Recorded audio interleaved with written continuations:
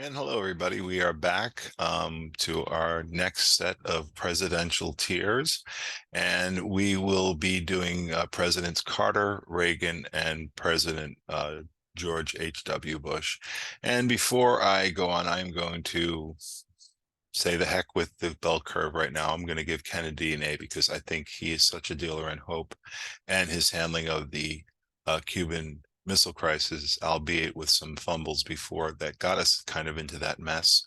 I still think he's an excellent president. And so I'm using that, and I'm actually going to promote Mr. Nixon to a C. And the reason is because of his domestic policy, some which is controversial, the drug war on drugs being probably at the top. And obviously, politically, the Watergate cover up is very bad. But when you start looking at SALT I, the Helsinki Accords, the CHIP Act, freezing inflation, which did do us net good to the people.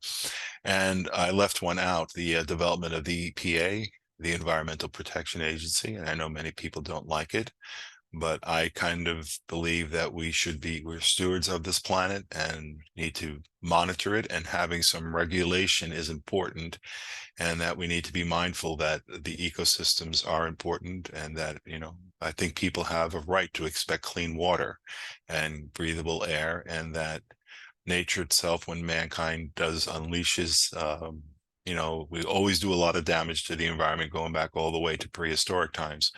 But if we can prevent some mass scale damage, I think that it would be in the planet's interest and our interest to do so. I think the EPA is a net gain, even though sometimes I wonder about legislation. Find another way would be my answer. We're people, we can problem solve. So I'm going to say that he's a C. Okay, so I'm not waffling. Let's go to our next president. It's President Jimmy Carter. And President Carter is such a role model for public service after his time in office with his work with poverty groups. He's a very ethical man, certainly a model of ethics and human service during the gold or the latter years of your life, staying active. Having said that, as a president, not that good. The Camp David Accord and SALT II are his big achievements, and they're both very positive. The Camp David Accord has brought stability in the Middle East to a relative degree, much greater than it had in the times previous. If you look at, let's just say, the end of his presidency, 1980, there have been some problems with terrorists, but you haven't had a major war break out. Between 1948 and 1973, you had a number of wars break out, and some were very serious.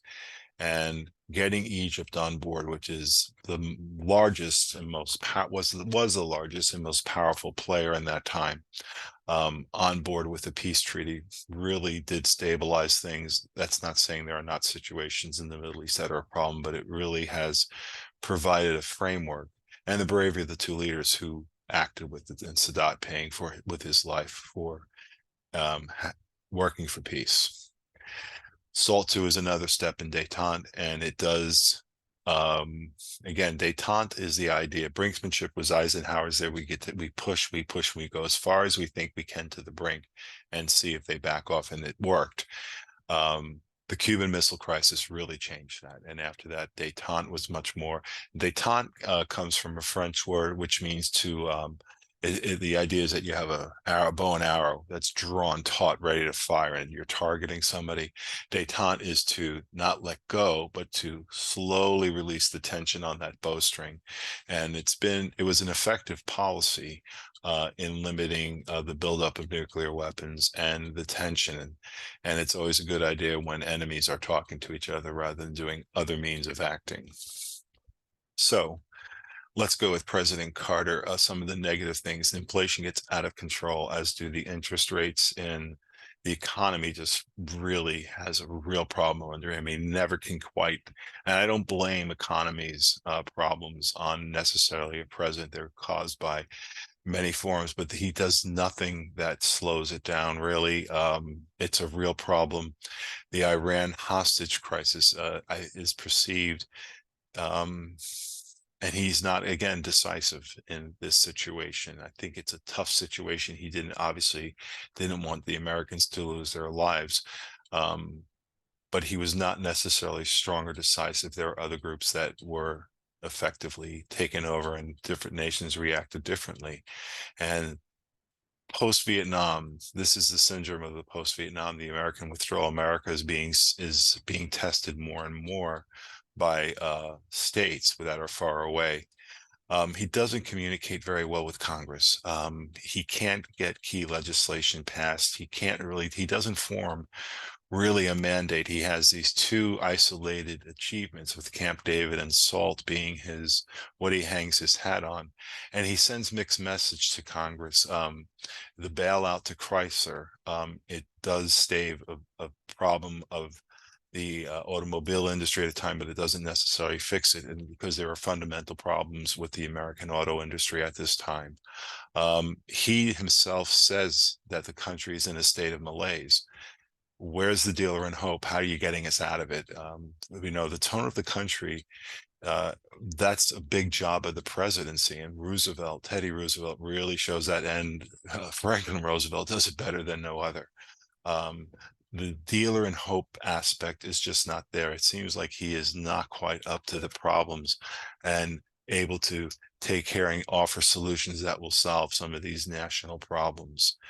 Now he pardons the Vietnamese draft dodgers, which I think is a positive thing in the long run. At some point, what are you going to do with these people who no longer have a country? And I understand, as a veteran, I understand that, many people would feel badly about this, but at some point, the Vietnam War, I think by many people, is being seen as a mistake at this time, and that might not be a bad interpretation of it. He does develop the Carter Doctrine revolving the Persian Gulf, and this is done also within the context of the Iran hostage crisis and the Camp David Accords. Then the Olympics are boycotted by him, and I don't know how effective that was. It was because of the Soviet invasion of Afghanistan. I'm not particularly sure how effective that is, and how, it's just there. I wouldn't consider it necessarily that important, but it's there. A lot of people do mention that. Again, he's not effective. Great person. I think he's a wonderful example of humanity, and how to be a good person. As a president, I'm gonna have to give him a D. All right, let's go then to Reagan. Carter's best moment, I feel, as a president, when he kind of shows that he is assertive, is when he is threatened with a primary by Senator Kennedy, and he makes the statement that I still remember to this day. I was like 16, 17 years old, and really, his stock went up in my eyes when he says, if Kennedy runs against me and the president, I'll whip his fill in the blank. And he actually showed something there, that he was willing to win. But Carter is buried by Reagan in the election of 1980. I mean, he is just buried. Reagan comes in, and he is, offering the American version of a city on a hill filled with hope. He's called the great communicator for a reason, and he does give people hope. He does, wants to pull America out of that malaise. And a big part of it is the strength of his personality and his ability to share his vision of the American state as being this beacon to the rest of the world, not just for hope, but also as a model of citizenship, etc. And Reagan is a tremendous communicator. The Challenger speech, I remember where I was when the Challenger went down. I was on maneuvers at Fort Pickett in Virginia, and we got word of that. And his speech was absolutely amazing. That he gave. An American teacher had been killed. It had been pumped up. Millions of school kids had seen that disaster, and his speech was absolutely brilliant. And he was the comforter in chief that day, and it was a very moving moment, one of the better moments of his presidency on a personal level.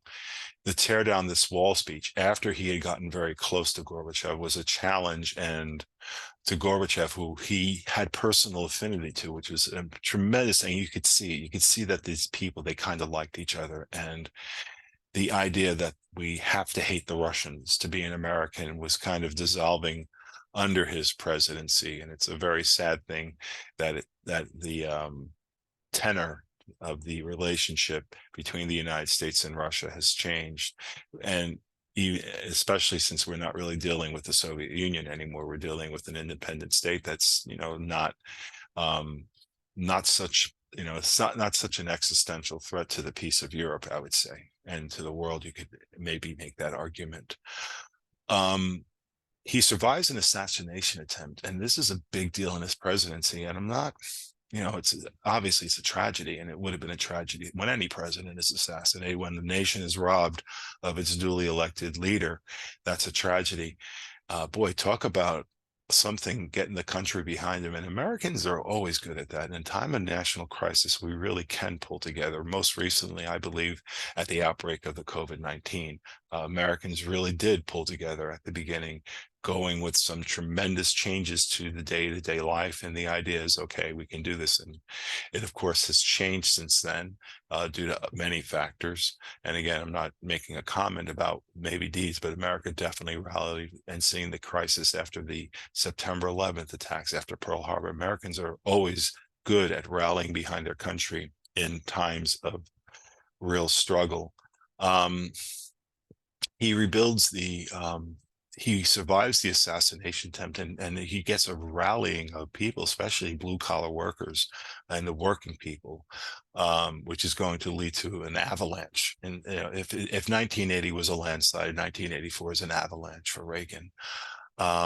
He works really well with Congress to pass an agenda that is not necessarily in the Democratic Party's interest.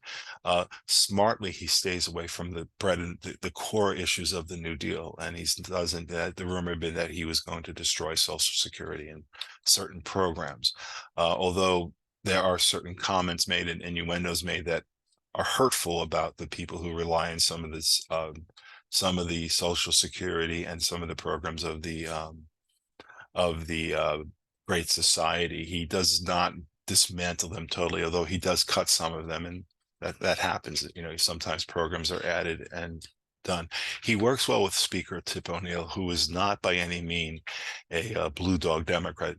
Tip O'Neill is an old school Massachusetts progressive New Deal Democrat, but they found enough common ground that they could get a lot of legislation done by working together. And he needed to reach across the aisle, and he was effective at doing so. As an example, a recent president, we talked about Ford and Carter, were not good at reaching across the aisle to get legislation done. He certainly rebuilds the military, and I have some experience with that. I was in the military during the Reagan presidency, and he really does a tremendous job of funding the military, not just big picture stuff with programs, which of course do come about. You have a lot of weapon systems that come out in the 1980s that, where money had been put into them, but they came to fruition with armed forces, the Army, and all the military branches benefited. The amount of training that went to American soldiers in this time was tremendous. I mean, I went to so many different schools that were related to my combat MOS. I was a cavalry scout, and I went to, obviously basic training and advanced training. I went to tow gunner school. I went to jump school. I went to PLDC, a leadership course. I went to, a whole bunch of different training, and the amount of money that we were spending in field operations and stuff was really beneficial to rebuilding the spirit of the American Army and making it seen, and with a great NCO core staff from the Vietnam era, and then producing future NCOs and officers to develop a new army that eventually would be fighting in the Persian Gulf, etc. So a great job in rebuilding the military and obviously he didn't do it. That's from policy, but he put the right people in office and made it a priority. I think his greatest accomplishment is working with Gorbachev. And the Star Wars initiative. I don't know if he really believed in it, because it does seem kind of far-fetched. Some technologies have developed because of the Star Wars technology, which is still in work today. But the idea that if we get it, we'll share it with you, which is an amazing thing to say. I mean, he took a lot of flack from his own political party for dealing with the Russians. And it's very interesting. Truman, when he's president in 1945, one of the key issues that comes up is, will you share nuclear secrets with the Soviets? And it's like, heck no, we're not going to do that.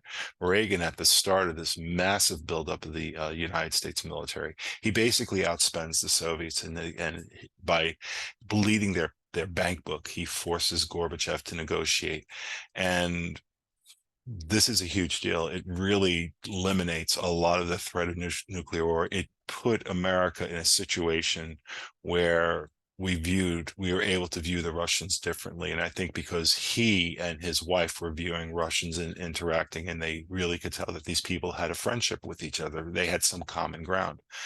A personal story about this change, and this is, shortly after Reagan's presidency, during the Bush administration. I was watching a movie with my daughter, and she was like around, I don't know, 10 or so at the time.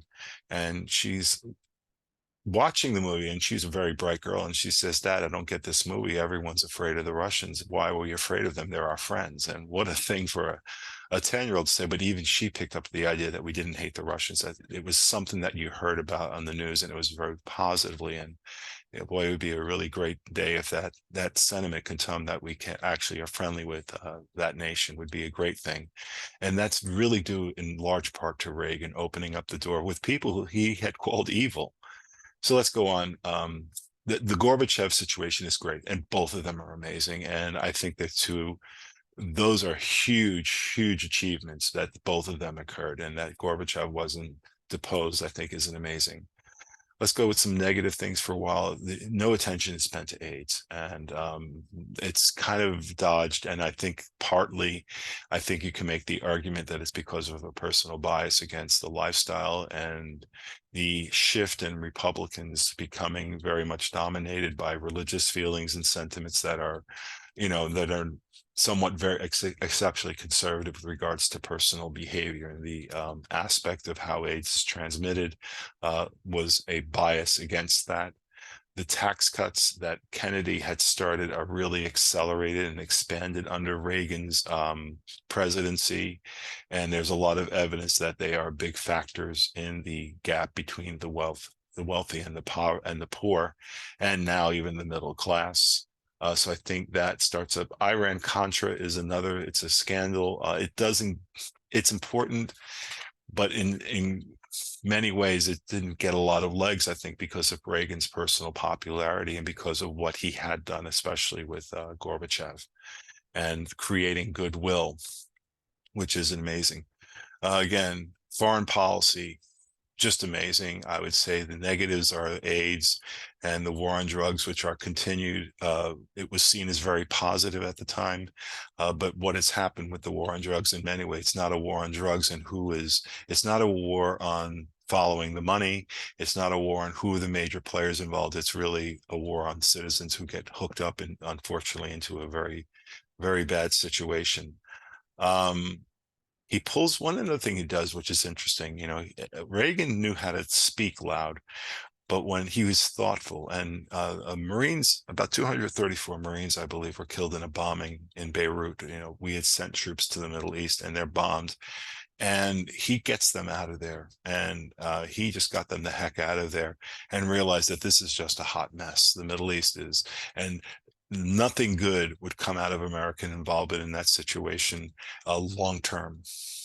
Now think about that. Long term, nothing good's going to come out of that. And America's army and America's military forces are not really designed. Their mission is not peacekeeping and change the civil government, et cetera. It's a military force that's to be used for military objectives. And by pulling out of Beirut, I think it was a brilliant move, because nothing good would have come out of that. And we've learned with many things that happen how effective, again, what is the mission of the American military? The American military is to win battles, and not necessarily to be the agents of social change in a foreign country by occupying them. That's an opinion. You don't have to agree with it. But I think that was a good decision. There are some negatives. And again, I would say the silence on AIDS, the tax cuts that have maybe deepened the gap between wealthy and poor being the two obvious ones. But when you look at some of the other achievements, I'm going to put him in the A camp. And I know that a lot, I could see him being a B, because I do think some of those are big. But I think that when I weigh things, I'm looking at context and what are the big issues, and I have to give him a little bit higher than a B, maybe an A minus. Okay, let's go to the next president. This is George H.W. Bush, who is, I remember him in 1980 when he was running in the primaries, and he really was critical of Reagan's economic policies. Um, I think he looks better in the rearview mirror. When he left us, he is a one-term president, and he loses to Bill Clinton, President Clinton, who doesn't get a majority but gets a plurality of the vote. And a big factor is Ross Perot, who ran as an independent candidate. But I think George Bush the first, or HW, looks a lot better in the rearview mirror than he did in 1980 when he was running. He's a very moderate person, very much like Clinton. It's amazing. They had a rather bitter campaign, and I think Bush couldn't understand how he could lose to this guy who didn't have so many of the traditional public service standards, military hero, long time in Congress, involved in government agencies, et cetera. And that some people see his involvement in government agencies and negatives, and I certainly can understand that. He's very moderate. He works fairly well with Democrats. He's the one who carries the ball of Reagan, that thawing, the real thawing, the spring of the Cold War, and sees it to the end of the Cold War, and basically the massive shift of Eastern Europe and the Soviet republics into independent states. One negative that hits him within his own party and with other people is he raised taxes after making the no new taxes pledge. He does get us involved in the Gulf War. He's really criticized by many people, many of them from the left, a part of the country, that he doesn't go and carry the war further. He doesn't go into Iraq and try to change Iraq fundamentally and occupy it. And boy, does he come out smelling like roses right now. And that was a big criticism of him, that, he stopped it at the edge of just basically liberating Kuwait. It was a limited mission, and he didn't expand it to fundamentally changing Iraq. And in hindsight, with what happens later on in the 2000s, I think he has to look a little bit better than he did back at that time.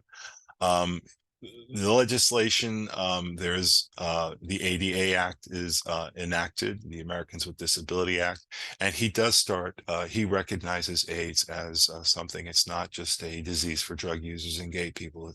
It was an epidemic that was hurting the nation and could affect a lot of people, and he does open up quite a bit of funding for the AIDS epidemic. He's a pretty effective president.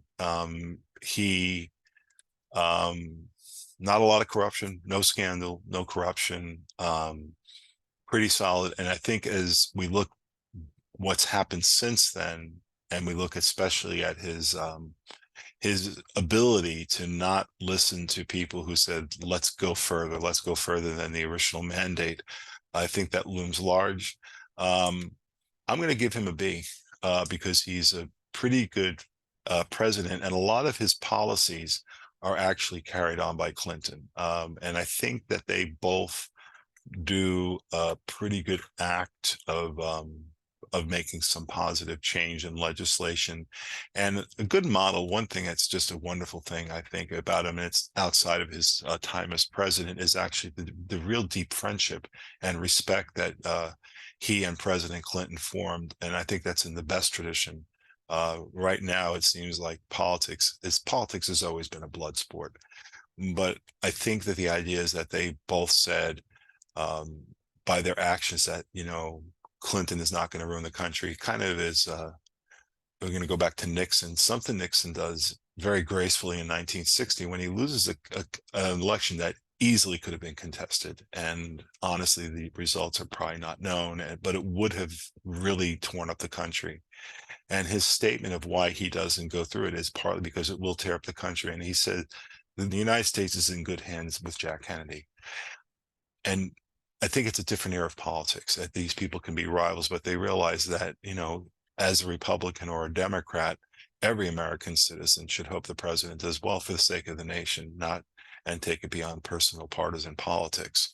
And I understand that politics has become very nastier, but I think that Bush really does model something post-presidency. I'm not letting it, I'm basing it on his policies. And I think the idea to kind of, with the mission that he had in the Middle East, when it's fulfilled, getting out. And we're gonna continue. We're going to just do President Clinton, and let's look at President Clinton in his time again. He's very centrist. He works well with Congress. He has to work well with Congress after 1994, when he kind of takes it on the chin. His policies are really hit pretty hard with the Republican takeover of Congress under with Gingrich as the head. He does pass the Violent Crime Act, which is looked at very differently today. There's a lot of racial components that were not necessarily seen back then that are seen now. He's very bipartisan. He does do welfare reform, which is something that's pushed on him by the Republican Congress. NAFTA comes under his tenure. A lot of people dislike NAFTA, and there's a lot to say about NAFTA. The free trade, this is the North American Free Trade Agreement, and the impact that it's had on many other factors. NAFTA is a mixed bag. I think most people would agree. He does reach an economic surplus. So the economy does very well. And again, I think this is partly, I don't give president's claim, but I think that he did things that helped with it and maintained it for a while. Welfare reform is done. He is impeached. He did lie to Congress. He is not convicted. He wanted to have a balanced budget amendment. It didn't succeed. There are some scandals. The Whitewater scandal is very much involved in his presidency. There had always been nasty attacks. I mean, people say, well, presidential politics today is so awful. If you have an old timer like me, my first election was when Reagan was elected for his first term. And the things that they were saying about him were deplorable, just as the things that they said about, all the presidents since have been unbiased, unbased, and many of them are biased, and a lot of them are untrue, and they get worse. I think it is getting worse, and it does reach a kind of a higher level under his. It had been, always present, but it's a higher level. He's a pretty effective president. I'm going to put him in the C category, and I'm actually going to put his buddy, President Bush. Let's put them both as B. President Clinton's a pretty good president. He's pretty effective, and I know a lot of people who maybe my friends don't like him, and that's okay. He's an effective president for the most part. He leaves the country in good shape, and took it over in good shape and didn't get worse. So that might not be the highest benchmark, but he does work together well with Congress, and he shows his theory of triangulation, of taking one idea and working with the other party and trying to get to the point, is pretty effective. So we're going to stop it there. We'll be closing out with President Bush and Obama, and we're not going to probably rate President Trump or Biden because they're so recent, but we will probably talk briefly about their presidency. So until then, have a great day. If you like what you saw, please join the channel, like it, make a comment. We'd love to see you join as I produce some other content.